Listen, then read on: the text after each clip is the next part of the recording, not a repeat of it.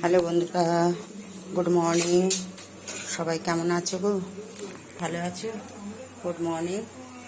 সবাই ভালো আছো? মোবাইলটা নিতে গিয়ে চাটা উঠলে উপরে উঠে গেছে সব চা পাতাগুলো।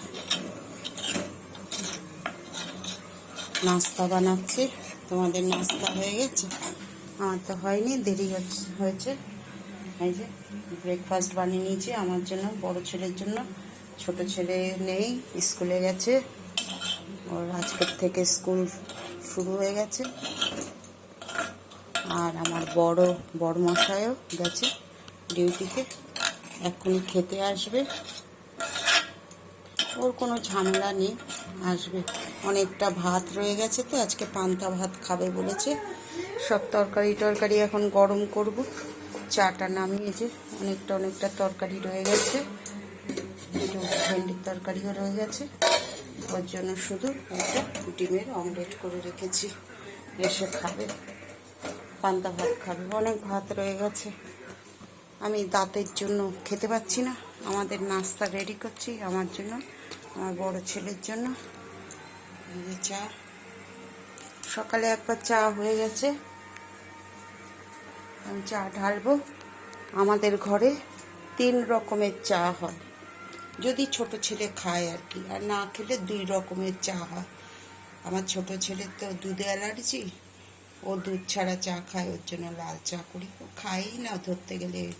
শীতকালে একটু আধটু দিচ্ছিল, এখন তো খেতেই চায় না। আর আমার জন্য চিনি ছাড়া চা, আমার বড় ছেলে আর ওর বাবা চিনি দেওয়া চা। 3 রকমের চা হয় আমাদের। চলো চাটা ঢেলে নিই। এক হাতে মোবাইল, কেউ ধরার নেই। এক হাতে মোবাইল আর এক হাতে কাজ, হয় না। চাটা আমার ঢেলে নিই চিনি ছাড়া। আর ছোট ছেলের জন্য, এই ছোট ছেলে বলছি, বড় ছেলের জন্য চিনি দিতে হবে। ও চিনি ছাড়া দিতে পারে এক এক সময়, যে চিনি ছাড়া খেয়ে নে। আমার ছোট ছেলে পিছনে পড়ে বলে, মা চিনি ছাড়া খাচ্ছে, তুইও চিনি ছাড়া খা। কিছুতেই খাবে না, এসে ডাব্বা নিয়ে চিনি নিয়ে যাবে। এই তো, এত নাক উপরে উঠিয়ে না, দিই ওকে অল্প একটু চিনি।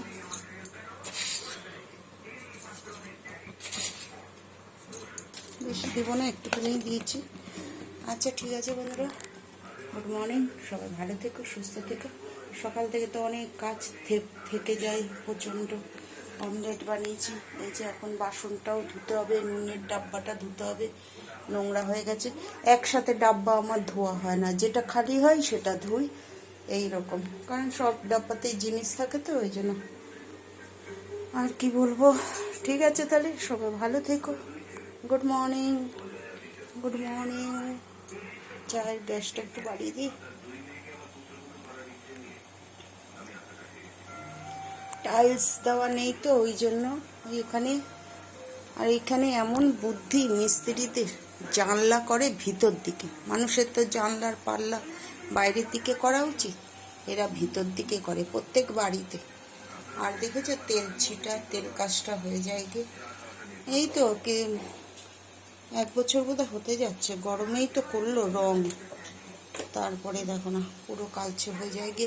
আর আমি ওখানটায় ভেজা কাপড় দিয়ে মুছি তো রংটা চটে গেছে।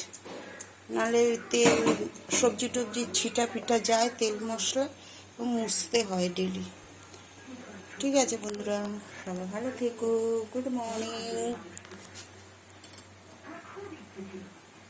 কে কে নাস্তা করবে চলে এসো, চা খাবে কে কে, bread toast. Bye, tata, good morning.